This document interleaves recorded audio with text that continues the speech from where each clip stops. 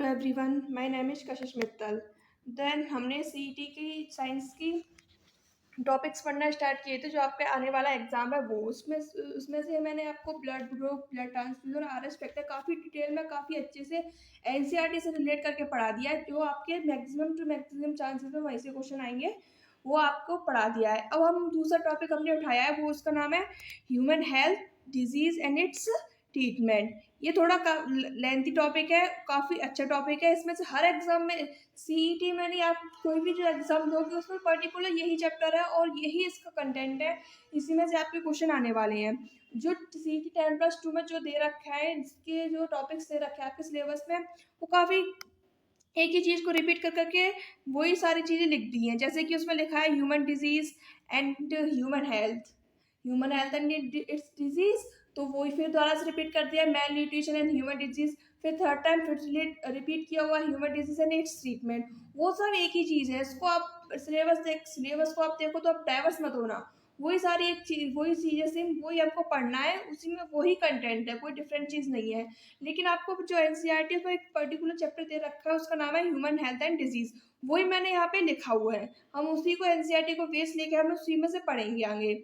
अब इसमें से क्या क्या पढ़ेंगे, हमारा जो मेन टॉपिक है वो है मेल न्यूट्रिशन। ये मेल न्यूट्रिशन मैंने फर्स्ट पे क्यों हाईलाइटेड करके लिखा हुआ है, वो इसलिए लिख रखा है क्योंकि आपके जो सिलेबस पे मेल न्यूट्रिशन हाईलाइटेड है, आपको ये मेल न्यूट्रिशन अलग से पढ़ना पड़ेगा इसमें। वैसे बेसिकली जो मेल न्यूट्रिशन वाला थोड़ा टॉपिक है, इसमें से मेन जो ऊपर ऊपर का पार्ट है वो हम इसमें ह्यूमन डिजीज के अंदर पढ़ लेते हैं, लेकिन डिटेलिंग में हम इसको पढ़ते हैं डाइजेस्टिव सिस्टम में, जो अदर चैप्टर है। लेकिन आपको ये सिलेबस में मेंशन है, तो आपको ह्यूमन डिजीज के अंदर ही काफ़ी डिटेल में ये पढ़ना पड़ेगा। मैं आपको पढ़ाऊंगी अच्छे से, और वही हमें ह्यूमन डिजीज के बारे में हमें पढ़ना है। अब हम ह्यूमन डिजीज के बारे में हम पढ़ना कैसे शुरू क्या करें, पहले हमें क्या देखना है human health. What is human health? सब लोग बोलते हैं कि ये आदमी तो हेल्थी है, ये वीक है, कि मैं हेल्थी हूँ, मैं वीक हूँ। तो हमको ये पहले ये जानना है कि हेल्थ क्या है, हेल्थी का मतलब क्या होता है। हम किसी को हेल्थ बोल रहे हैं, आप किसी को हेल्थ बोल रहे हैं, आपको एक्चुअल डेफिनेशन मालूम है कि नहीं मालूम है? तो आप क्या क्या मतलब होता है उसका? तो जो एनसीईआरटी में जो लिखा है वो मैं एज इट इज लाइन यहीं पे उठा के लेके आए। तो उसमें क्या लिखा है, हेल्दी का मतलब ये नहीं होता कि किसी, जैसे आप खुद का एग्जांपल लो, आपका मतलब ये तो नहीं है कि आपके अंदर कोई बीमारी नहीं है और आप फिजिकली एकदम फिट हो, हैंडसम लगते हो, स्मार्ट लगते हो। इसका मतलब ये तो नहीं है, आज का मतलब ये नहीं है कि आप हेल्थी हो। अकॉर्डिंग टू एनसीईआरटी, एनसीईआरटी क्या कहती है कि completely physically, mentally, emotionally and socially जो परफेक्ट है, वेल है, वो ही इंसान क्या है, हेल्थी है। अदरवाइज कोई भी इंसान हेल्थी नहीं, सब बीमार है। ये हमें एनसीईआरटी बताती है, और ये काफी इंपॉर्टेंट लाइन है, हमें याद होनी चाहिए। ये आपके स्टेटमेंट बेस में आ सकती है। व्हाट इज हेल्थी, हम डिजीज पढ़ना स्टार्ट करेंगे, डिजीज के बारे में जानना स्टार्ट करेंगे, ह्यूमन हेल्थ के बारे में पढ़ना स्टार्ट करेंगे, तो हमें उसकी टर्मिनोलॉजी के बारे में पता तो होना चाहिए कि एक्चुअल में हेल्थ क्या है, जो हम पढ़ रहे हैं वो है क्या, उसके उस टर्म का मतलब क्या है। हम आपस में भी यूज का काफी कॉमन वर्ड है, हम आपस में भी यूज करते रहते हैं, डॉक्टर्स के पास भी जाते यूज करते रहता है, हर कोई डेली लाइफ में भी यूज करता रहता है हेल्थी। तो हेल्थी का मतलब ये नहीं है कि एब्सेंस ऑफ द डिजीज, कि हमारे अंदर कोई बीमारी नहीं है, कि हम फिजिकली देखने में अच्छे लग रहा है, अट्रैक्टिव लग रहा है, स्मार्ट लग रहा है, तो हम इसका मतलब हम हेल्दी हैं।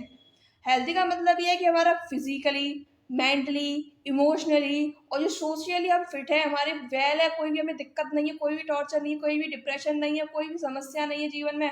इसका मतलब क्या होता है, वी आर एक्चुअल में हम हेल्दी होते हैं। तो वो सब क्या है, मतलब एक एक तरीके से वो हेल्दी नहीं है। आपको डेफिनेशन आ गया, आपको पूछ लिया कि व्हाट इज, क्वेश्चन आ गया आपका, और मतलब ऑप्शंस वाला, तो आप इस अकॉर्डिंग, इस डेफिनेशन के अकॉर्डिंग उस क्वेश्चन को सही करोगे अगर स्टेटमेंट वाइज क्वेश्चन आया तो। ये आपको प्योर एनसीईआरटी से उठाई हुई लाइन है। अब आते हैं हम दूसरी चीज पढ़ेंगे, disease. What is disease, disease के बारे में पढ़ेंगे। डिजीज क्या होता है, अब इसके एक्चुअल में डिजीज का मतलब क्या होता है, इसके बारे में हम जानेंगे। तो इसमें क्या एनसीईआरटी में क्या लाइन लिखी हुई है, when the functioning of one और मोर ऑर्गन और system of the body is adversely affected, characteristics characterized by appearance of various signs and symptoms, we can say that we are not healthy, we have an disease. इसमें जो NCERT में disease की जो definition दे रखी है, उसका मतलब ये है कि हमारी बॉडी में कोई ऑर्गन है, कोई भी अपना सिस्टम है, वो एडवर्सली किसी भी थ्रू फिजिकली अफेक्टेड हो रही है, या फिर मेंटली अफेक्टेड, इमोशनली, या फिर सोशली किसी भी वे से हमारे जो ऑर्गन है या फिर हमारा सिस्टम है वो इफेक्ट हो रहा है, उसके डिफरेंट डिफरेंट ऑब्वियसली डिजीज का कोई ना कोई साइन होता है, सिम्टम्स होते हैं, वो हमें दिखाई दे रहे हैं, तो इसका मतलब क्या होता है, हम हेल्दी नहीं है, हमारे अंदर क्या एक डिजीज है। ये इसकी डिजीज की डेफिनेशन हमें एनसीईआरटी में दी हुई है। तो नॉर्मली सी बात है, सब लोग जानते हैं, इसमें कोई बताने वाली बात नहीं है। आपको मेंटली आप डिप्रेस्ड हो, मेंटली टॉर्चर्ड हो, मेंटली अनहैप्पी हो, तो आपके इनडायरेक्टली और डायरेक्टली आपके कोई ना कोई ऑर्गन, कोई ना कोई सिस्टम, कोई ना कोई मतलब कोई बॉडी के अंदर कुछ ना कुछ इफेक्ट हो ही रहा होगा, कुछ ना फिर आगे थोड़े टाइम के बाद ऐसे ही चलता रहा तो काफ़ी टाइम बाद थोड़ा उसके इफेक्ट्स भी दिखाई देते हैं, साइंस भी दिखाई देते हैं। जैसे आप ओवर थिंक करो, डिप्रेस्ड रहोगे तो आपके हेयर फॉल वगैरह ऐसे सिम्टम्स भी होते हैं, ये सारे कैरेक्टर्स होते हैं, वो हमें दिखाई देते हैं। तो इसका मतलब क्या होता है, हम हेल्दी नहीं है, वो हम डिजीज से सफ़र कर रहे हैं। तो हम एक दो चीज़ हमने यहाँ पे टर्म पढ़ी, एक हेल्थ और डिजीज, वो अगर आप आई होप आपको काफ़ी अच्छे से समझ में आ गया हो। यही आपको एनसीईआरटी में दे रखा है, अच्छी तरीके से डिफाइन है, वो दे रखा है। और थोड़ा मैं बेसिक एनसीईआरटी से ही उठा के लेके आई हूँ। इसमें हमारे एनसीईआरटी में क्या दे रखा है, एक चीज़ जो हमारा जो माइंड है, क्या है हमारा माइंड, मेंटल है, वो हमारा कौन कंट्रोल करता है, वो हमारा न्यूरल सिस्टम कंट्रोल करता है और एंडोक्राइन सिस्टम कंट्रोल करता है। ये सबको जो भी साइंस का स्टूडेंट है वो सबको पता ही होगा। बाकी जो आर्ट्स वगैरह का जो कोई स्टूडेंट क्लास देख रहा है तो केवल समझने वाला, कोई यहाँ पे याद करने वाली चीज़ नहीं है, केवल आप समझ लो, जो आपको डेली लाइफ में भी हेल्प करता है।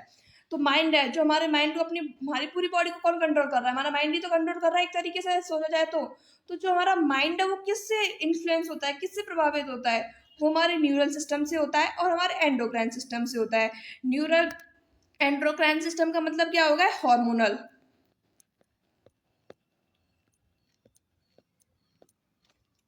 हार्मोनल, ये तो सबको पता ही है कि हमारे जो हार्मोन रिलीज होते हैं, अनरिलीज होती हैं, उसकी वजह से हमारी जो मेंटल इश्यूज इफेक्ट होती हैं, काफ़ी रीजंस होते हैं, डेली लाइफ में भी आप सब लोग देखते होंगे। तो हमारा जो माइंड अपने न्यूरल से भी इन्फ्लुएंस होता है, एंडोक्राइन से भी हेल्थ इन्फ्लुएंस होता है। Yes, mental health also effect our health, जो मैंने आपको काफ़ी अच्छे से डिटेल में समझाई थी कि हेल्थ का मतलब क्या होता है कि फिजिकली, मेंटली, इमोशनली और सोशली हेल्थी होना। तो इसमें से आपको क्वेश्चन आ गया कि माइंड आपका हेल्थ को इफेक्ट करता है या नहीं करता है, तो आप ये आंसर यहीं से ही दे सकते हो, इस लाइन से ये आंसर दिया जा सकता है, करते हैं कि नहीं करता। फिर भी मैंने यहाँ पे आपको डिफरेंट अलग से बताया हुआ है कि ये क्वेश्चन आ गया तो मेंटल हेल्थ ऑब्वियसली हमारी जो हेल्थ को क्या करता है, इफेक्ट करता है, क्योंकि हम अब जब हम हेल्दी रहेंगे, मतलब सॉरी हैप्पी रहेंगे, फ्री रहेंगे, तो ही तो हम अच्छे से काम कर सकते हैं, हम अच्छे से रह सकते हैं, सारे अपने वर्कलोड को कंप्लीट कर सकते हैं और काफ़ी प्रोडक्टिविटी अपना वर्क कर सकते हैं। काफ़ी सारी चीज़ें होती हैं अपनी इकोनॉमिक को काफ़ी मतलब अच्छी तरीके से प्रॉस्पेरिटी होती है, उसको काफ़ी अच्छे से ठीक मतलब चला सकते हैं। और अपनी जो लाइफ है, अगर हम मेंटली परफेक्ट है, मेंटली हम हेल्दी हैं, तो अपनी लाइफ भी अपनी क्या होती है, लॉन्ग लाइफ क्या इंक्रीज हो जाती है। अगर मेंटल हेल्थ हमारी परफेक्ट है, मेंटल हेल्थ अगर हमारी परफेक्ट है, तो हमारी नॉर्मल सी बात है, हमारी जो लाइफ लॉन्गविटी है वो बढ़ जाती है, क्या हो जाती है, बढ़ जाती है। ये हमारी एनसीईआरटी में मेंशन है, क्लियर बोलती है एनसीईआरटी ये चीज़ आपको। तो ये आपके स्टेटमेंट क्वेश्चन में भी आ सकता है। और जो होता है हेल्थ, हेल्थ को क्या क्या इफेक्ट करता है, जो हेल्थ में इफेक्ट क्या करता है, आपको खुद सोचो। मैंने आपको डेफिनेशन बता दी, डिजीज की भी डेफिनेशन बता दी है, हेल्थ की भी डेफिनेशन बता दी है। तो नॉर्मल सोचने की बात है, फर्स्ट हमारी लाइफ स्टाइल इफेक्ट करेगी। लाइफ स्टाइल में हम क्या खाते हैं, क्या पीते हैं, हम कितना, हमारा कितना स्लीपिंग टाइम है, क्या एक्सरसाइज कर रहे हैं, हमारी क्या है अच्छी आदतें हैं, बुरी आदतें हैं, कि हम ड्रिंक कर रहे हैं, स्मोक कर रहे हैं, कि हेल्दी खा रहे हैं, कि जंक फूड खा रहे हैं, everything is affected upper our health. ये आपको सभी को पता है, बेसिक सबको डेली लाइफ में, आपके जो पेरेंट्स हैं ये सब आप उनके को भी पता है, जो ज़्यादा एजुकेटेड नहीं है उनको भी पता है। ये सारी चीज़ें बताने वाली चीज़ ही नहीं है, ये तो सबको ही पता है। और अब क्या इफेक्ट करता है हमारी हेल्थ को, इन्फेक्शन, कोई इन्फेक्शन हो गया आपको, मान लो कोई भी हो गया, जैसे कट लग गया तो टिटनेस हो गया आपको, कोई भी इन्फेक्शन हो गया एक्सरसाइज, तो वो आपका हेल्थ को इफेक्ट करता है। कोई बीमारी हो गई, कोई सी थ्रो, और आपके जेनेटिक डिसऑर्डर्स आते हैं, जो मैं आपको काफ़ी अच्छे से नीचे बताऊंगी, जो what is genetic disorders actual में क्या होते हैं। काफ़ी सिंड्रोम्स होते हैं, काफ़ी बीमारी बहुत कॉम्प्लिकेट होती है ये जेनेटिक डिसऑर्डर्स वाली, वो मैं आपको डिटेल में बताती हूँ, बताऊंगी अभी। और कुछ बच्चों को तो नॉलेज भी होगी कि जेनेटिक डिसऑर्डर्स क्या होते हैं। तो जेनेटिक डिसऑर्डर्स इन्फेक्शन लाइफ, अपनी जो लाइफ स्टाइल है वो अपनी हेल्थ को क्या करती है, इफेक्ट करती है।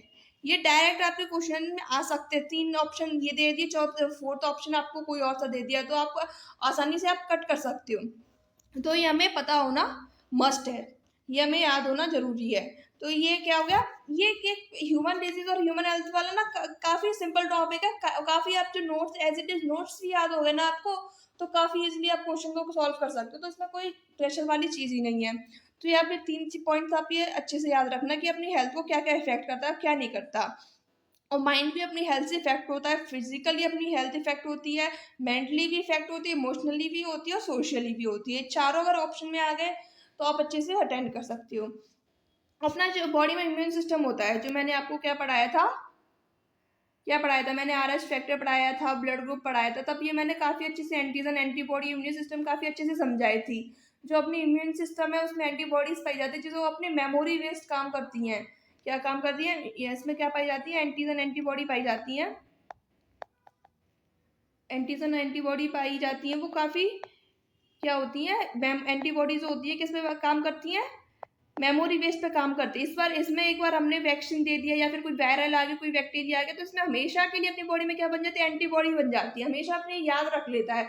अगर वो नेक्स्ट टाइम सेम वायरस आया, सेम कोई भी बीमारी आई, तो उसको एंटीबॉडी हाल पहचान लेता है और उसको वही की किल कर देता है। तो हमको कोई डिजीज इफेक्ट नहीं करती है, हम एज इट इज रहते हैं। तो हमारा जो एक तरीके से इम्यून सिस्टम है वो हमारी जो हेल्थ को क्या करता है, मेंटेन करता है। ये आपको समझने वाली बात है, इस वजह से मैंने आपको ये समझाया है। हमारी इम्यून सिस्टम है वो हमारे हेल्थी रहने में काफ़ी रोल प्ले करती है। और इम्यून सिस्टम अगर आपके सिलेबस में नहीं दे रखा है, इम्यून सिस्टम आपको डिटेल्स में पढ़ना, अगर जो भी अदर एग्जाम देते हो तो उसमें आपके सिलेबस में आता है, तो वहाँ पे आप डिटेल में ये पढ़ोगे। तो आपको आई होप आपको ये सब समझ में आ गया होगा। तो हम किसकी तरफ, डिजीजेस की तरफ चलते हैं। व्हाट इज एक्चुअल, जो हमें जो पढ़ना है यहाँ से, हमें जो एक्चुअल में जो क्वेश्चन बनते हैं ये काफ़ी इजी है। चार्ट, मैंने चार्ट बेस आपको पूरा चार्ट बेस बताया है। आपकी जो आज की जो क्लास है काफ़ी इंपॉर्टेंट है। मैक्सिमम जो चांसेस हैं डायरेक्ट नेम से आते हैं डिजीज में से, तो आप ये भी याद कर लोगे ना तो बहुत है, काफ़ी है। यहाँ से भी डायरेक्ट आपके क्वेश्चन आ सकते हैं, 50% चांसेस रहते हैं यहाँ से आने के। तो हम पहले पढ़ेंगे डिजीज। तो ये हम थोड़ा सा पढ़ेंगे कि आप डिजीज 2 तरीके की होती हैं हमारे। एक तो होता है इन्फेक्टियस होती है, एक नॉन इन्फेक्टियस होती है। मतलब 2 तरीके की हमें बीमारी पाई जाती है, एक इन्फेक्टियस होती है, नॉन इन्फेक्टियस होती हैं। और वो इन्फेक्टियस का मतलब क्या होता है, इन्फेक्टियस का मतलब ये होता है कि ये जो easily person to person transfer हो जाती है। और वो ट्रांसफर कैसे होती है, उसमें क्या होते हैं, वेक्टर्स होते हैं। वो लिविंग्स भी हो सकते हैं, नॉन लिविंग्स भी हो सकते हैं। समझ में आया। इन्फेक्टियस का मतलब क्या होता है, इन्फेक्शन। इन्फेक्शन जैसे अब आया था करेंटली लास्ट, तब आया था कोरोना वायरस, मान लो आप एग्जांपल। कोरोना वायरस क्या होता है, कैसा था, क्या था, टच करने से एयर की थ्रू वो फैल रहा था। चाइना से मतलब एक मंथ के अंदर इंडिया में आ गया था, ऑल ओवर वर्ल्ड में फैल गया था एक तरीके से। तो कोरोना वायरस क्या है, एक इन्फेक्टियस डिजीज है। Human to human easily transfer हो जाता है, एयर की थ्रू ट्रांसफर हो रहा है, टच की थ्रू ट्रांसफर हो रहा है। इसमें इसको तो एक्चुअल में कोई लिविंग वेक्टर की भी जरूरत नहीं है, ये केवल टच से ही ट्रांसफर हो रहा है, एयर के थ्रू ही ट्रांसफर हो रहा है। ये एक तरीके की इन्फेक्टियस डिजीज है। तो एक्चुअल में इन्फेक्टियस की डेफिनेशन क्या है, which are easily transmitted from one person to another person through any kind of living और नॉन लिविंग वेक्टर। इसमें दोनों तरीके के वेक्टर होते हैं, ये याद रखने वाली चीज है। आप ये भी नहीं कह सकते कि ओनली लिविंग है, ये भी नहीं कह सकते ओनली नॉन लिविंग है। इसमें लिविंग भी हो सकते हैं और नॉन लिविंग भी हो सकते हैं। ये वेक्टर के थ्रू ट्रांसफर होते हैं डिजीजेस, उन्हें कहते हैं इन्फेक्टियस डिजीजेस। जैसे कि क्या होता है, वाटर के थ्रू भी ट्रांसफर होता है, फूड के थ्रू भी ट्रांसफर होता है, फ्लाइज जो मक्खियां मच्छर होते हैं उनके थ्रू भी ट्रांसफर हो सकते हैं, और होते भी हैं, हो सकते हैं। इन्फेक्टियस का तो मतलब ही यही होता है। और इसमें क्या प्रेजेंट रहते हैं, अपने पैथोजेंस प्रेजेंट रहते हैं। पैथोजेंस का क्या मतलब हो गया, रोगाणु, जिनकी मतलब रोगाणु, हिंदी में रोगाणु कहते हैं, जिनकी थ्रू बीमारियां फैलती हैं। जैसे बैक्टीरिया हो गया, अपनी फंजाई हो गई, अपनी हेलमेंथिस हो गई, अपनी वायरस हो गया। इनके थ्रू में क्या बीमारी डिफरेंट अलग अलग तरीके की बीमारी आप फैलती हैं, उनको डिटेल्स में नीचे बताएंगे, आगे पढ़ेंगे। वो जो इनके पैथोजेंस क्या प्रेजेंट रहते हैं, कोई बैक्टीरिया का नाम होगा, कोई बैक्टीरिया स्पेशल प्रेजेंट होगा, इसके थ्रू कोई बीमारी फैली होगी, उसका क्या होगा, स्पेशली पैथोजन हो गया वो, तो उसकी बेस पे जो फैलता है उसको इन्फेक्टियस कहते हैं।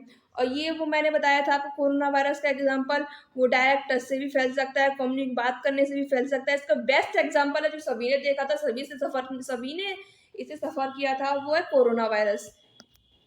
यहाँ पे लिख भी सकते हैं अच्छे से समझने के लिए। कोरोना वायरस इसका बेस्ट एग्जांपल है जो लाइव सबने देख रखा है। ठीक है, अब पढ़ेंगे हम क्या, नॉन इन्फेक्टियस के बाद अपोजिट नॉन इन्फेक्टियस है, ये easily man to man transfer नहीं होते हैं, इसमें कोई पैथोजन प्रेजेंट नहीं रहता, लाइक बैक्टीरिया फंजाई कोई भी कुछ भी प्रेजेंट नहीं रहता, जो डायरेक्ट टच से भी नहीं फैलते हैं, ये हो जाता है नॉन इन्फेक्टियस। और इन्फेक्टियस तो मैंने आपको बहुत अच्छे से बता ही दिया है, जो सबने देख रखा है, सबने फील कर रखा है। वायरस जुकाम का जो वायरल है, एक इंसान से दूसरे इंसान ईज किया जाता है। निमोनिया का हुआ, एक इंसान से एयर ड्रॉपलेट्स के मतलब क्या होती है, एयर एक्सचेंज की वजह से भी इजली फैल जाता है। यूटेंसिल पे अगर उसके मतलब स्नीजिंग किया, उसके ड्रॉपलेट्स मतलब उस पर रखे रह गए, वो आपने टच कर लिया, यूज कर लिया, तो आपके पास वो निमोनिया का बैक्टीरिया पहुंच जाता है। तो ये एक तरीके से ये इन्फेक्टियस डिजीज हम उनको कहते हैं। वायरल बैक्टीरियल के थ्रू होता है, फंजाई के थ्रू फंगल इन्फेक्शन होता है, हाथ से टच करने में फंगल इन्फेक्शन फैल जाता है, ये एक तरीके का इन्फेक्टियस डिजीज है जो आपने डेली लाइफ में भी काफी अच्छे से देख रखे हैं। यही सब इन्फेक्टियस डिजीज के अंदर आते हैं।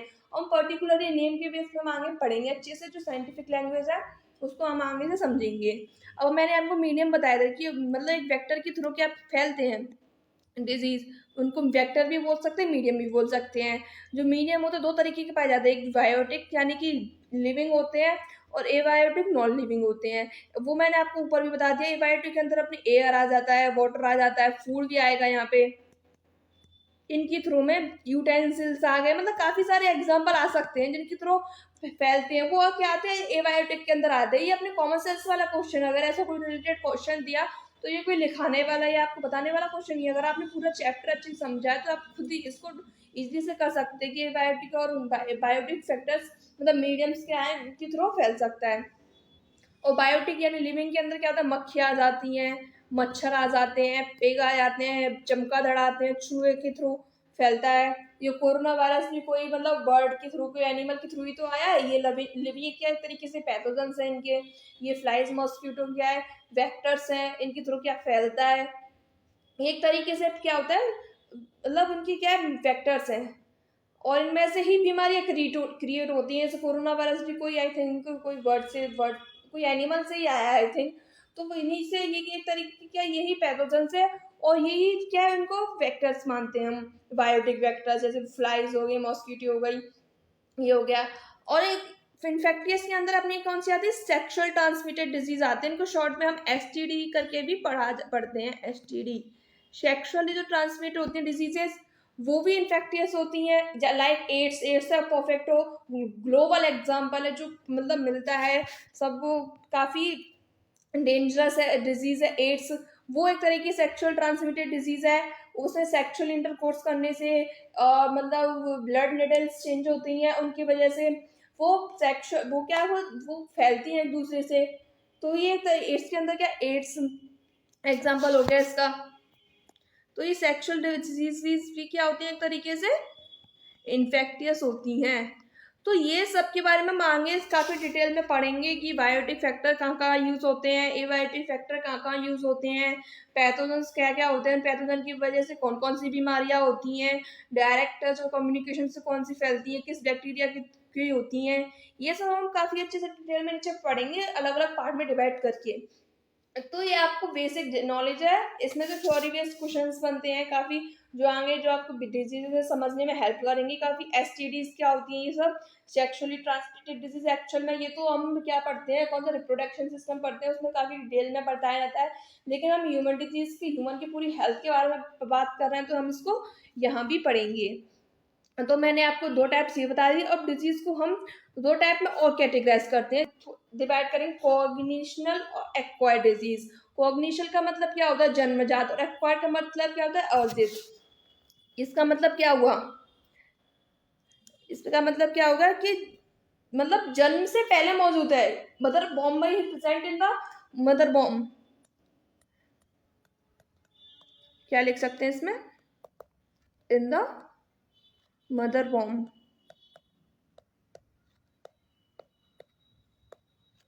आफ्टर बर्थ, और जो एक्वायर्ड है बच्चे का जन्म हो जाता है उसके बाद टीएस भी होती है, क्योंकि एक्वायर्ड डिजीज कौन सी होती है, हम एनवायरमेंट के थ्रू लेते हैं। कॉग्निशन तो अपनी अलग हो गई, जो तो मदर के फॉर्म में ऑलरेडी प्रेजेंट ही होती है, बच्चे का फ्यूजन हुआ, बच्चा क्रिएट होगा, बच्चा बनना स्टार्ट होगा तभी प्रेजेंट होती है। उसमें कोई बैक्टीरिया वायरस किसी को कोई रूल ही नहीं होता, उसमें तो डिसऑर्डर्स होते हैं। तो वो डिजीजेस तो अपनी अलग हो गई, इसको तो हम अलग सेपरेट पढ़ेंगे। यहाँ से ये अलग हो गया। ये जो एक्वायर्ड है, जो एनवायरमेंट के थ्रू हम लेते हैं, अडॉप्ट करते हैं, वो दो तरीके की होती है, इन्फेक्टियस होती है, नॉन इन्फेक्टियस होती है। इन्फेक्टियस का मतलब क्या होता है, मैंने आपको बहुत अच्छे से ऊपर समझा दिया। नॉन इन्फेक्टियस का भी मतलब काफी अच्छे से आई हो, आपको समझ में आ गया होगा। नहीं समझ में आया हो तो काफी रिवर्स करके दोबारा से इसको सुन सकते हैं। तो हम इसमें डिजीज पढ़ेंगे। इन्फेक्टियस की में क्या होता है, मैंने बताया था, इन्फेक्टियस के अंदर पैथोजेंस प्रेजेंट रहते हैं, वही चीज़ मैंने यहाँ लिखा है। और कौन कौन से क्या क्या होते हैं, बैक्टीरियल होते हैं, वायरल होते हैं, प्रोटोजोअल होते हैं, वॉर्म्स होते हैं, फिर हेलमिंथीज कहते हैं उनको, और फंगल फंजाई होते हैं। ये हम 5 तरीके के हम क्या पढ़ेंगे, पैथोजेंस। और इन पैथोजेंस की होने वाली की डिजीज कौन कौन सी है उनको हम डिटेल्स में अलग अलग पॉइंट करके लिखेंगे। पैथोजन का नाम, उनके सामने उनकी डिजीजेस के बारे में हम पढ़ेंगे काफी डिटेल में। तो हम केवल यहाँ पे यही याद रखना है कि इन्फेक्टियस जो डिजीज हैं वो पैथोजन के थ्रू होती है। उनमें 5 तरीके के हमें पैथोजन से, बैक्टीरिया भी होते हैं, वायरस भी होते हैं, प्रोटोजोआ होती है, बॉम्ब्स या हेलमिंथिस होते हैं, फंगल। ये जो डिजीज की इन जो पैथोजन की वजह से जो डिजीजेज होती हैं वो किसके अंदर आती है, इन्फेक्टियस के अंदर आती हैं। और नॉन इन्फेक्टियस के अंदर क्या आता है, नॉन इन्फेक्टियस के अंदर क्या होता है, न्यूट्रिशनल डिजीजेज हो जाती हैं। या मतलब कोई मेल न्यूट्रिशन बच्चा है, प्रोटीन लेके यहाँ पे लिखा नहीं है मैंने ऊपर, आपको आपके जो सिलेबस में टॉपिक दे रखा है ना, ये रहा मेल न्यूट्रिशन। मेल न्यूट्रिशन ये एक तरीका क्या है, नॉन इन्फेक्टियस डिजीज है, ये क्वेश्चन आ सकता है। ये क्या है, नॉन इन्फेक्टियस डिजीज है। अब मैं नीचे लिख दूंगी, पर यहाँ पे भी थोड़ा आप नोट्स रिटर्न करोगे तो थोड़ा ध्यान रहेगा। नॉन इन्फेक्टियस डिजीज है, तो यहाँ पे वही मैंने लिखनी, मतलब आई थिंक कट हो गया है वो। तो नॉन इन्फेक्टियस के अंदर क्या आएगा, न्यूट्रिशनल डिजीज होगा। न्यूट्रिशनल डिजीज मतलब कौन कौन सी हो गई, जैसे कोई बच्चा है, आप एग्जांपल ले लो कोई मतलब बैकवर्ड फैमिली का कोई बच्चा ले लो, कोई गरीबी है उनके यहाँ, कोई मतलब खाने पीने का कोई अच्छा वो नहीं है, बैकवर्ड एरिया में रह रहे हैं, गंदगी में रह रहे हैं, उनको बॉडी को प्रॉपर न्यूट्रिशन नहीं मिल रहा है, बच्चे छोटे छोटे बच्चे होते हैं, उनके अंदर क्या हो जाता है, मेल न्यूट्रिशन हो जाता है। इनके अंदर क्या हो जाता है, मेल न्यूट्रिशन की भी हो जाती है, मतलब प्रोटीन की कमी हो जाती है, विटामिन की कमी हो जाती है, मिनरल्स की कमी हो जाती है, फैट की कमी हो जाती है, जिनकी वजह से क्या होता है, डिफरेंट डिफरेंट बीमारीज होती हैं। वो उनके बारे में हम ये पढ़ेंगे इसके अंदर। और मेल न्यूट्रिशन तो आपको काफ़ी डिटेल में पढ़ना भी है, क्योंकि आपके सिलेबस में अलग से मेंशन है। तो मैंने यहाँ पे क्या लिख दिया है, मेल न्यूट्रिशन, तो आपको याद रहेगा। तो ये आपको अच्छे से पता होना चाहिए कि मेल न्यूट्रिशन किस में आती है। मेल न्यूट्रिशन एक तरीके की क्या है, एक्वायर्ड डिजीज है। क्या है, एक्वायर्ड डिजीज। और एक तरीके की एक्वायर्ड में क्या है, नॉन इन्फेक्टियस। तो आपका क्वेश्चन बन गया मेल न्यूट्रिशन कैसी डिजीज, तो क्या लिखेंगे, acquired non infectious disease. Understand, तो आपको ये समझ में आ गया होगा। और न्यूट्रिशन डिजीज के अंदर क्या होती है, प्रोटीन की कमी हो गई, तो उसके अंदर आपको बेस्ट एग्जांपल है, ग्लोबल एग्जांपल है, काफ़ी अच्छे एग्जांपल सबने पढ़ा भी होगा, मेरास्मस होती है और क्वासिकोर होती है। ये दो डिजीज काफ़ी फेमस है जो प्रोटीन की कमी से होती हैं। और वही सेम एज लैक विटामिन की कमी से, मिनरल की, ये आई थिंक गलत लिख गया, यहाँ पे क्या होगा, मिनरल आएगा, ये सही कर लेना आप भी। जैसे फैट की कमी से कौन सी बीमारी होती है, फैट की कमी से एंथोस्क्लेरोसिस हो जाती है। ये आप केवल नाम याद रख लेना, ये काफ़ी मतलब यूपी साइड मतलब सेंट्रल के जो एग्जाम पे उनमें ये वर्ड्स आ रखे हैं, इस वजह से लिखना इम्पोर्टेंट था। तो फैट की वजह से कौन सी बीमारी होती है, एंथोस्क्लेरोसिस। अगर बाई चांस नाम दे दिया तो आपको पता होना चाहिए, वैसे तो इतना टच नहीं करेगा, फिर भी बाई चांस कर लिया तो आप इसका नाम याद रखना। तो नॉन इन्फेक्टियस के अंदर जो न्यूट्रिशनल की वजह से जो डिजीज है वो ये है, प्रोटीन की कमी से, विटामिन, मिनरल्स, फैट, और फैट की वजह से कमी होती है। और दूसरी क्या है, दूसरा है अपना फिजियोलॉजिकल डिजीजेस होती हैं। और फिजियोलॉजिकल डिजीज क्या होती है, तो ये तरीके की एक्वायर्ड डिजीज होती है। मेंटल डिसऑर्डर हो जाते हैं, और न्यूरोलॉजिकल डिसऑर्डर हो जाते हैं, पल्मोनरी डिसऑर्डर हो जाते हैं, ये पल्मोनरी, ये जो लंग से रिलेटेड होता है। ये आ जाते हैं फिजियोलॉजी के अंदर। ये एक तरीके की क्या है, नॉन इन्फेक्टियस डिजीज है। और इसके अलावा कौन कौन सी बीमारी आती हैं, अपनी कैंसर हो जाती है, काफ़ी फेमस है, सब लोग जानते हैं इसको, कैंसर हो जाती है, एलर्जी, और जो ऑरिथ्रोडाइसिस, ये एक तरीके से क्या है, अपने नी से रिलेटेड होता है, अपनी बोन से रिलेटेड बीमारी है ये। और एक पॉल्यूशन से रिलेटेड, ये पॉल्यूशन है, पॉल्यूशन से रिलेटेड जो बीमारी है ना, वो एक तरीके से किसके अंदर आती हैं, पल्मोनरी। मतलब कौन सी पॉल्यूशन, ट्रैफिक के थ्रू आता है, मतलब डिफरेंट डिफरेंट टाइप के पॉल्यूशन होते हैं। नॉइज पॉल्यूशन, साउंड पॉल्यूशन भी होता है, और काफी भी सारे होते हैं, सॉइल पॉल्यूशन, सब तरीके के पॉल्यूशन होता है। तो पॉल्यूशन एक तरीके से हर हर चीज को इफेक्ट करता है। साउंड ज्यादा तेज आवाज हो रही है तो अपने मेंटल को इफेक्ट करता है, और धुआं हो रहा है, कहीं पे चिमनी ज्यादा है, फैक्ट्री ज्यादा है, तो अपनी लंग्स को इफेक्ट कर रहा है। सॉइल पॉल्यूशन है तो अपनी क्रॉप्स को इफेक्ट कर रहा है, इनडायरेक्टली अपनी बॉडी में, डायरेक्टली अपनी बॉडी में जाते हैं वो जम्स, बैक्टीरियाज। वो तो ये पॉल्यूशन रिलेटेड जो बीमारी है वो नॉन इन्फेक्टियस के अंदर आती हैं। और कैंसर, एलर्जी हो गया, एलर्जी ये मतलब बीमारी है, मतलब इसमें क्या, अपनी जो WBCs है, इम्यून सिस्टम है, उनका रोल ज्यादा रहता है। मतलब एलर्जी के अंदर जो अपनी WBCs के भी एक टैप होता है, इयोसिनोफिल्स, इसमें जो रोल प्ले करती है उसका बेसिक रोल ज्यादा रहता है। इसको भी हम यहाँ पे पढ़ेंगे। आपको आई होप ये अच्छे से क्लियर हुआ होगा कि एक्चुअल में एक्वायर्ड डिजीज क्या है। एक्वायर्ड डिजीज के अंदर इन्फेक्टियस और नॉन इन्फेक्टियस की डिजीज के अंदर कौन कौन सी डिजीज आती हैं। अभी हमने मेंटल डिसऑर्डर्स के बारे में पढ़ा, न्यूरोलॉजिकल, कार्डियक डिजीजेस के बारे में, पल्मोनरी डिजीजेस, ये सब पढ़ी थी। डाइजेस्टिव से रिलेटेड पर्टिकुलर हम इन सिस्टम्स को पढ़ते हैं डिटेल में, डाइजेस्टिव सिस्टम पढ़ेंगे पर, और रेस्पिरेटरी सिस्टम, कार्डियक सिस्टम पढ़ेंगे। तो उसके अंदर इनकी डिजीजेस भी अलग तरीके से बताई जाती हैं कि इसकी ये है तो, बट मैं आपको यहाँ पे नाम लिखा दूंगी, आपको इधर ये इतनी डिटेलिंग में पढ़ने की कोई ज़रूरत नहीं है। बस आप इसको याद, एक तरीके से याद रखो कि जो फिजियोलॉजिकल जो डिजीज है वो एक्चुअल में किसके अंदर आती हैं। ये आपको क्लियर हो गया होगा। अब हम देखेंगे कोऑर्डिनेशनल डिजीजेस, जो जन्मजात होती हैं। इसमें क्या होता है, इनहेरिटेड होते हैं, वही मैंने बताया था, इनहेरिटेड होती हैं, जो जीन्स के थ्रू जीन्स में ट्रांसफर होती है। पर्टिकुलर उनकी जो फैमिली पूरी क्या होती है, इस डिजीज से सफर कर रही होती है, इनहेरिटेड डिजीज बोलते हैं। इसमें एक फेमस एग्जांपल है हीमोफीलिया। इसको हम क्या कहते हैं, रॉयल डिजीज भी बोलते हैं। इसको रॉयल डिजीज क्यों बोलते हैं, क्या बोलते हैं, वो मैं आपको डिटेल में बताऊंगी नीचे। लेकिन यहाँ पे आपको केवल नाम नाम आपको कैटेगराइज अच्छे से याद हो गया ना, तो आपको कुछ भी नहीं है।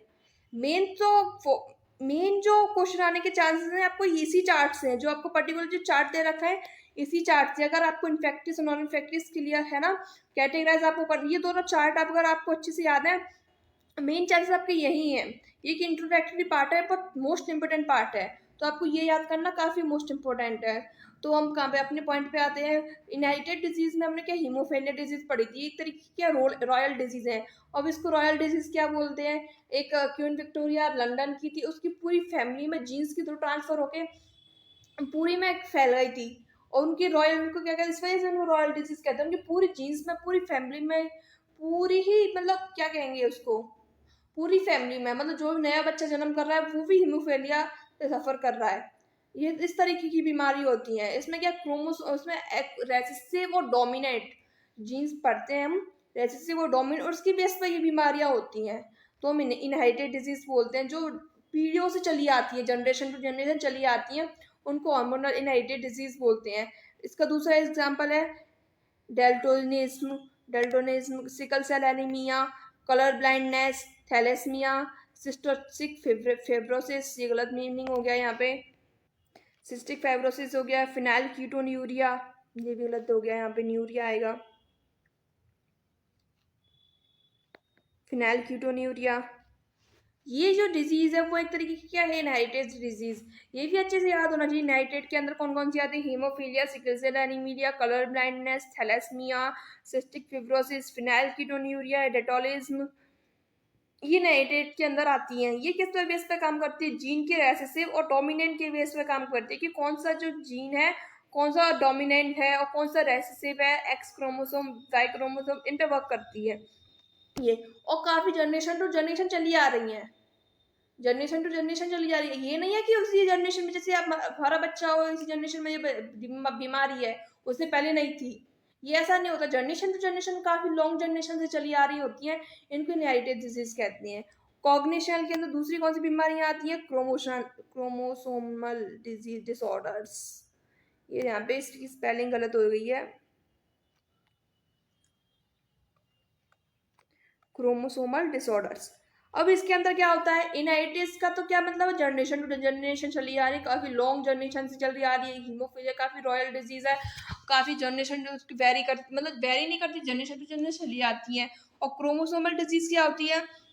एक पर्टिकुलर जो जनरेशन है, पर्टिकुलर जो कपल है, उसके जो मतलब उस फ्यूजन में, बच्चे के फ्यूजन में उनके क्रोमोसोम में डिसऑर्डर हो गया, क्रोमोसोम में वेरिएशन आ गया। कितने क्रोमोसोम होते हैं? 46 क्रोमोसोम होते हैं, 23 पेयर होते हैं अपने बॉडी में। तो वहां पे कोई डिसऑर्डर आ गया, पर्टिकुलर 21 क्रोमोसोम पे आ गया, कोई भी आ गया, कोई की डबल कॉपी हो गई, कोई जुड़ अलग नहीं हो पाया, मतलब सेल का डिवीजन होता है तो वहाँ पे सेल अलग नहीं हो पाए, क्रोमोसोम के नंबर डबल हो गए, ट्राइसोमी, मोनोसोमी, पॉलीप्लोइडी, काफी डिफरेंट डिफरेंट नाम से जाना जाता है। पर्टिकुलर हम जेनेटिक्स जो चैप्टर पढ़ते हैं उसमें ये सारी चीजें आपको बताई जाती हैं। ट्राइसोमी, पॉलीप्लोइडी, डिप्लोट, काफी सारी चीज डिफरेंट चीजें यहाँ पे बताई जाती हैं। तो हम यहाँ पे क्या है, इसके एग्जाम्पल्स क्या है? डाउन सिंड्रोम, इसको ट्राइसोमी 21 कहते हैं। ट्राइसोमी 21 का मतलब क्या होता है कि 20 नंबर का जो क्रोमोसोम है, इसमें वैसे तो एक पेयर में दो होते हैं, मतलब पेयर का मतलब क्या, तो दो क्रोमोसोम, वहां पे तीन हो गए, तो इसमें से ट्राइसोमी तीन का मतलब यहाँ पे तीन हो गए। 21 नंबर का जो क्रोमोसोम है, नंबर में कितना हो गया? तीन हो गया। टर्नर सिंड्रोम, नायर सिंड्रोम, ये तीन इसमें क्या आते हैं? क्रोमोसोमल के अंदर आते हैं। और भी काफी डिफरेंट एग्जांपल्स है, वो मैं आपको डिटेल्स में पढ़ाऊंगी नीचे, तो मैं आपको एक एक करके सारी चीजें बताती जाऊंगी और आप नोट करते जाना अच्छे से, आपको परफेक्ट नोट्स तैयार हो जाएंगे। कोई भी टेंशन वाली बात नहीं है, उसमें से कहीं भी एक्स्ट्रा क्वेश्चन आउट जाने वाला नहीं है, कंप्लीट चैप्टर आपका ये है। तो एक तीन तरीके के मेन एग्जाम्पल है इसमें। और अदर एग्जाम्पल्स कौन से? क्लेफ्ट पैलेट, पैलेट होगा यहाँ पे, काफी मिस्टेक हो गई है। क्लेफ्ट पैलेट, नॉशनी, flat line, blue baby syndrome, इसकी दूसरा नाम क्या है? मैथ्यू ग्लोएमिन, और ऑटिज्म और सेरिब्रोप्लेक्सिस को फ्राइजल सिंड्रोम के नाम से भी जाना जाता है। ये डिफरेंट डिजीजेज हैं। इनहेरिटेड डिजीज के अंदर तो ये सारी डिजीज आती हैं। और क्रोमोसोमल के अंदर तीन नाम मैंने आपको लिखा था, अच्छे से याद होना चाहिए। उन इन दोनों के अलावा जो अलग डिजीज है, क्लेफ्ट लिप पैलेट का मतलब क्या होता है? उसका बच्चे का मतलब होठ कटा हुआ आता है, तालू जो होता है वो कटा हुआ आता है, देखे होंगे काफी बच्चे आपने, उसका होठ कटा हुआ आता है जो वर्थ करता है, मतलब पेट से ही बच्चे का जन्म होता है तब उसका होठ कटा हुआ होता है, तो इसका उसको क्या कहते हैं? क्लेफ्ट लिप पैलेट कहते हैं। नौशनी, नी में दिक्कत आती है, बर्थ से होता है तभी। फ्लैट लिम्स आते हैं, काफी पतले पतले फ्लैट लिम्स आते हैं, बर्थ होता है तो बच्चे का। Blue baby syndrome, blue baby syndrome इसके दिल में छेद आता है, ब्लू बेबी सिंड्रोम उसको कहते हैं। उसका दूसरा नाम यहाँ पे लिखा हुआ है, तो ये ब्लू बेबी सिंड्रोम दिल में छेद किसकी वजह से होता है? नाइट्रेट की वजह से होता है। और एक होता है ऑटिज्म सेरिब्रोप्लेक्सी, ये साइकोलॉजी से रिलेटेड क्वेश्चन है, मतलब सॉरी साइकोलॉजी से रिलेटेड वर्ड्स है। इसको दूसरे नाम से फ्रेजियल और फ्रेजियल एंड सिंड्रोम भी कहा जाता है। ये आपके एग्जाम में आया हुआ नाम है, इस वजह से मैंने आपको अलग से नोट कर रखा है। आपको ये मतलब एक तरीके से ध्यान में होना चाहिए, आपके एग्जाम में क्वेश्चन में आ गया तो। ये एक तरीके से आपको कैटेगराइज मैंने बहुत अच्छे से डिटेल में बता दिया। ऐसे इसको रिटर्न कर लोगे, नोट्स बनाओगे, काफी हेल्पफुल, और इसमें से मैक्सिमम आपके चांसेस हैं, आपको काफी अच्छी सा कंटेंट है, तो कोई दिक्कत नहीं आएगी। अब हम थोड़ा और पढ़ेंगे इंट्रोडक्टरी में। मैंने आपको इन्फेक्टियस डिजीज बताई थी, उसके अंदर बताया था कि फूड के थ्रू, वाटर के थ्रू, एयर के थ्रू, इंसेक्ट्स के थ्रू, फ्लाइज के थ्रू डिजीज फैलती है। सेक्सुअल ट्रांसमिटेड डिजीज अलग बताई थी, वही मैंने आपको एक अलग से डिजीज पढ़ने से पहले मैंने आपको एक अलग से उनके बारे में लिखा दिया है कि पानी के थ्रू कौन सी फैलती हैं, एयर के थ्रू कौन सी फैलती है, इंसेक्ट के थ्रू कौन सी फैलती है। जब आप डिजीज पढ़ेगा तो आपको ये अलग से खुद से नहीं बनाना पड़ेगा, मतलब टीचर्स मैक्सिमम दिखाते नहीं है, खुद से बच्चे क्रिएट करते हैं, तो आपको ये यहीं पे क्लियर हो जाएगा। नाम यहाँ से आपको पहचानने आ जाएंगे, पढ़ने लग जाओगे कि पानी के थ्रू और मतलब खाने के थ्रू कौन से फैलते हैं। और इसमें ऐसा नहीं है कि मतलब मक्खी के थ्रू एक डिजीज फैलती है तो वो मक्खी के थ्रू ही फैलेगी, जरूरी नहीं है उसको, पानी से भी फैल सकती है, खाने से भी फैल सकती है। ये तो सब बेसिक चीजें अभी मतलब एक डिजीज का दो वेक्टर होना कॉमन है, इसमें कोई कंफ्यूजन वाली बात नहीं है कि ऊपर ये बताया है कि इसके अलावा कोई नहीं हो सकता है, मैंने यहाँ कहीं भी नहीं बोला है। ठीक है, अब हम वही पढ़ेंगे कि पानी के थ्रू और वाटर के थ्रू कौन कौन सी डिजीज फैलती हैं। टाइफाइड, एम्बियासिस, एस्करिस, डायरिया, हैजा हो जाता है, और पैचिस। ये जो पांच बीमारियां हैं वो फूड और वाटर के थ्रू फैल सकती है। क्वेश्चंस काफी मतलब अपडेट हो गए, तो मतलब काफी कंफ्यूजन वाले क्वेश्चन पूछता है एग्जामिनर भी।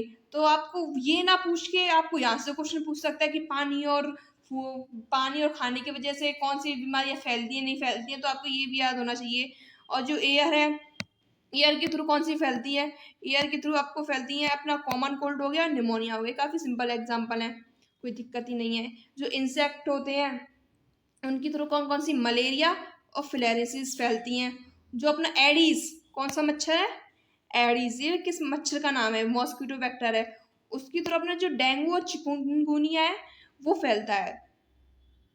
क्या फैलता है, चिकुनगुनिया और डेंगू। एसटीडी को हम बाद में पढ़ेंगे। जो उनका चिमका दर्द पड़ा था उसके थ्रू हमने कौन सा निफा वायरस फैला था, कौन सा वायरस फैला था, निफा वायरस। ये तो क्या वेक्टर्स है, मतलब मैंने आपको ऊपर बता दिया कि वेक्टर और पैथोजन जरूरी नहीं है कि पर्टिकुलर वही वेक्टर हो, मतलब वो पैथोजन भी हो सकता है वेक्टर भी हो सकता है, दोनों हो सकते हैं, कोरिलेट कर सकते हैं। तो पैथोजन का मतलब क्या होता है, मतलब पैथोजन क्या होता है, एक तरीके से कोई बीमारी उधर से जन्म लेती है। और वेक्टर क्या होता है, वो एक मीडियम होता है, एक प्लेस से दूसरे प्लेस में ले जाने का काम करता है, वो उसको वेक्टर कहते हैं। बताओ, ये तो पर ये दोनों चीज अलग भी हो सकती है एक भी हो सकती है, ये कंफ्यूजन वाली कोई भी चीज नहीं है।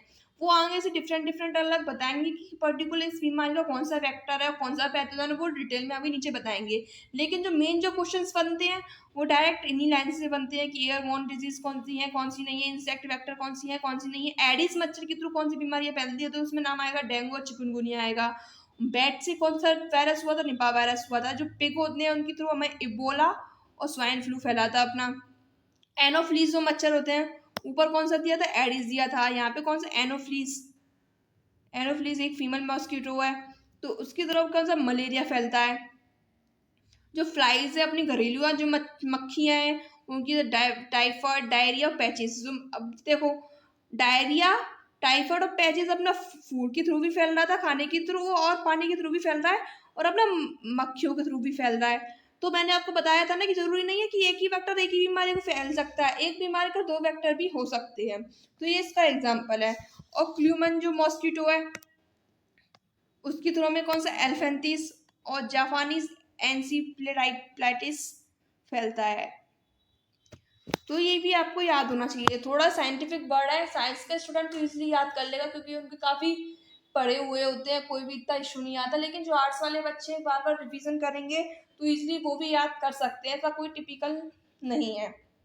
कई इंग्लिश मीडियम कर ले तो कोई इजी नहीं है, आप इजीली पढ़ सकते हो, याद करते हो, बार बार नाम लोगे कि फूड की तो टाइफॉइड, एम्बियोसिस और Ascaris, diarrhoea, patches, pneumonia, cold cold common cold, malaria, filariasis, dengue, chikungunya, काफी तो डेली यूजेस के वर्ड्स हैं। और जो काम है तीन मच्छरों वाले बीमारियां पड़ी थी, एडिस जो मच्छर है वो डेंगू चिकनगुनिया फैलाता है, एनोफिलीज जो मच्छर है वो मलेरिया फैलाती है, क्यूलेमन जो मच्छर है वो एलिफेंटिस और जापानीज एनसीफेलाइटिस फैलाता है। अब आती है एसटीडी, सेक्सुअल ट्रांसमिटेड डिजीज, जो मैंने ऊपर बताई थी, ये भी एक तरीके की क्या होते हैं, इन्फेक्टियस डिजीज होती हैं। अब इसके अंदर क्या है, ल्यूकोरिया, ल्यूकोरिया ये एड्स और hepatitis B, syphilis and gonorrhoea, ये सेक्सुअल ट्रांसमिटेड डिजीजेस के क्या है, नाम है। अब इनको हम पढ़ेंगे कि इनकी पैथोजेंस क्या है, तो हमें ये याद करना मस्ट है, काफी अच्छे क्वेश्चंस बनते हैं यहाँ से, याद भी होना चाहिए। तो पहले तो हमें ये याद करना है कि सेक्सुअल ट्रांसमिटेड डिजीज कौन कौन सी है, leucorrhoea, AIDS, hepatitis B, syphilis और गोनोरिया। अब ये याद करना है कि जो लिकोरिया है वो किससे फैलता है, प्रोटोजोआ से फैलता है। जो एड्स है और हेपेटाइटिस बी है वो एक वायरल डिजीज है। जो सिफेलिस और गोनोरिया है वो क्या है, बैक्टीरियल डिजीज है। आई होप आपको क्लियर हुआ होगा, कोई कंफ्यूजन नहीं हो रहा होगा। और अदर जो डिजीजेज हैं सेक्सुअल ट्रांसमिटेड डिजीज, वो हर्पीज, क्लेमाइडाइसिस, जेनाइटल वॉर्ट्स, ट्राइकोमाइनाइसिस। इनको आप याद करो तो ठीक, नहीं करो तो ठीक। मेरे को तो आपको कंटेंट कंप्लीट देना था, इस वजह से मैंने आपको ये लिखाया है, लेकिन मेन तो आपको ये 5 बीमारियां याद होनी चाहिए और इनके पैथोजन याद होने चाहिए। कोई कंफ्यूजन वाली चीज नहीं है। कोई भी इन्फेक्टिस नॉन इन्फेक्टिस मैंने आपको पहले से समझा दिया। डिजीज हमेशा दो प्रकार की होती है, कॉग्निशन एक्वायर्ड, और एक्वायर्ड के अंदर इन्फेक्टिस और नॉन इन्फेक्टिस दो टाइप होते हैं, क्योंकि वो एनवायरमेंट से एक्वायर की हो जाते हैं, और कॉग्निशन तो ऑलरेडी बर्थ से पहले प्रेजेंट होते हैं। और इनफैक्ट जो फैलाते हैं वो आपको पता ही है, 5 तरीके की बैक्टीरिया फैलाते हैं, फंजाई फैलाते हैं, बॉन्स फैलाते हैं, हेलमेंथिस फैलाते हैं, वायरस फैलाते हैं। तो इनकी तरह जो बीमारियां होती है इन्फेक्टिस के अंदर आती हैं। और बाकी के इनके अदर न्यूट्रिशनल जो डिजीज होती है, फिजियोलॉजिकल भी अदर मेन डिजीज होती है, कैंसर वगैरह, एलर्जी वगैरह होती है, इनकी कोई भी पैथोजन नहीं होता, कोई बैक्टीरिया फंजाई अलग नहीं फैला रहा होता, तो वो नॉन इन्फेक्टिस के अंदर आ जाता है। और बाकी के पानी के थ्रू कौन सी वेक्टर के बेस पे भी मैंने आपको कैटेगराइज अच्छे से बता दिया, लिख के आप एज इट इज नोट्स बना सकते हैं, कोई भी इसमें अपडेट नहीं है एक्स्ट्रा। अब मैंने कुछ एनसीईआरटी से एक लाइन ले रखी है, उसमें क्या दे रखा है, ये एनसीईआरटी में मेंशन्ड है, पोलियो, डिप्थीरिया और टिटनेस और निमोनिया। ये जो इन्फेक्ट एक तरीके के ये इन्फेक्टियस डिजीज है जो हम पढ़ेंगे कि पोलियो कौन वायरल है, बैक्टीरिया, ये हम आगे डिटेल में पढ़ेंगे, लेकिन मैं आपको जो मेन जो इंट्रोडक्टरी पार्ट है वो मैं आपको इसमें इस क्लास में मैंने आपको बताया है। जो पोलियो, डिप्थीरिया, टिटनेस और निमोनिया जो इन्फेक्टियस डिजीज है, वो एक वैक्सीन के थ्रू कंट्रोल की जा चुकी हैं। समझ रहे हो बात को? कंप्लीटली मतलब क्या एक्सटेंड हो चुकी है, एक तरीके से खत्म भी बोल दो, कुछ भी बोल सकते हो, खत्म तो नहीं बोलेंगे बट एक तरीके से इन पर कंट्रोल आ गया है। एग्जाम्पल्स दे रखे हैं। ये जरूरी नहीं है यही बीमारियां, इनके अलावा और भी बीमारी भी है, काफी बीमारियां, इनको कंट्रोल कर दिया गया। कोरोना भी देख लो, एक तरीके से वैक्सीन दे के कंट्रोल कर रखा है। तो ये केवल ये 4 नाम थे, वो एनसीईआरटी में मेंशन थी, इस वजह से मैंने यहाँ पे ये 4 नाम ही दिए और एनसीईआरटी की लाइन की है, तो आप ये ध्यान में रखना। एक इंपोर्टेंट लाइन ये है, all heredity disease are cognitional but all cognitional disease are not heredity. इसका मतलब क्या हुआ? अगर आपने ये चार्ट काफी अच्छे से समझा होगा, ये सारी चीजें जो मैंने बताई थी वो अच्छे से आपने समझी होंगी, तो आपको ये लाइन भी अच्छे से क्लियर होगी। मतलब all heredity disease are cognitional but all cognitional disease are not heredity. अब कॉग्निशन के अंदर हमने कितनी डिजीज पढ़ी थी? इनहेरिटेड डिजीज भी पढ़ी थी और क्रोमोसोमल डिजीज भी पढ़ी थी। अब ये तो नहीं कह सकते ना हम कि मतलब जो हेरिडिटी डिजीज है, जो इनहेरिटेड डिजीज है, वो कॉग्निशन तो है ही है क्योंकि हमने उसके अंदर पढ़ी ही है। लेकिन जो सभी जो कॉग्निशन डिजीज है, यानी कि क्रोमोसोमल डिजीज भी हो गए, क्लेफ्ट लिफ्ट हो गए, नॉक नी हो गई, फ्लैट लिम्स से, ये सारी डिजीज इनहेरिटेड नहीं हो सकती हैं। हाँ, तो मैंने क्या बता दिया कि एक तरीके जो हेरिडिटी डिजीज है वो क्या कॉग्निशन है, बट सारी जो कॉग्निशन डिजीज है हम उसको हेरिडिटी डिजीज नहीं कह सकते हैं। आई होप आपको ये लाइन क्लियर हुई होगी। अब ये लाइन आप इस क्रोमोसोमल डिसऑर्डर्स पे भी कर सकते हैं कि क्रोमोसोमल डिजीज क्या है, कॉग्निशन डिजीज है, बट ये जरूरी नहीं है कि सारी कॉग्निशन डिजीज क्रोमोसोमल हो। ये भी लाइन बन सकती है आपकी। तो यहाँ पर बेसिक कॉमन सेंस का क्वेश्चन है, आप खुद सोच सकते हैं, बना सकते हैं। अब मैंने 3 टर्मिनोलॉजी लिखी है जो बेसिक्स एंड डायरेक्ट क्वेश्चंस बनते हैं, काफी रिपीटेड क्वेश्चंस आते हैं। एक है पैथोलॉजी। पैथोलॉजी का मतलब क्या होता है? Study of disease. पैथोलॉजी जो होता है इसके अंदर हम क्या डिजीज की स्टडी करते हैं। और ईटियोलॉजी क्या होता है? स्टडी ऑफ गलत हो गया है यहाँ पे, सॉरी, यहाँ पे आएगा स्टडी ऑफ पैथोजन।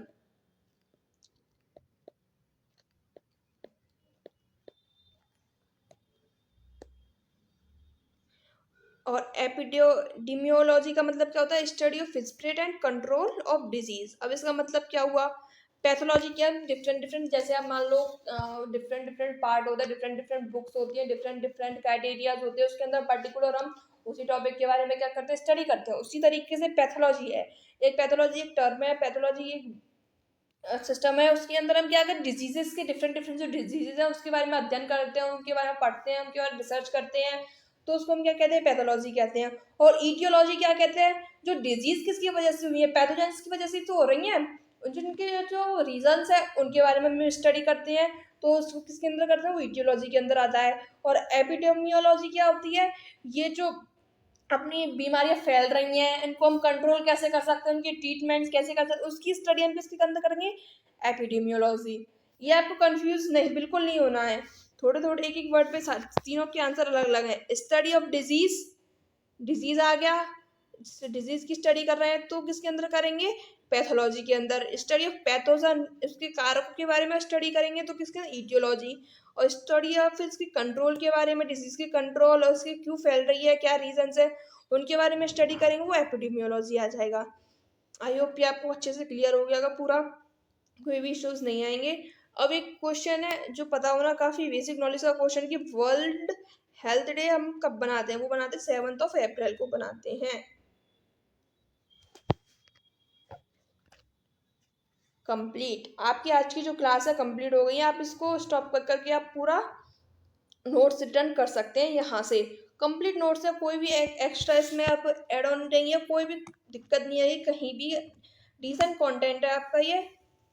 तो यहाँ से पूरा लेके डिजीज पूरा आप ये अपनी नोटबुक में रिटर्न कर सकते हैं। Thank you so much.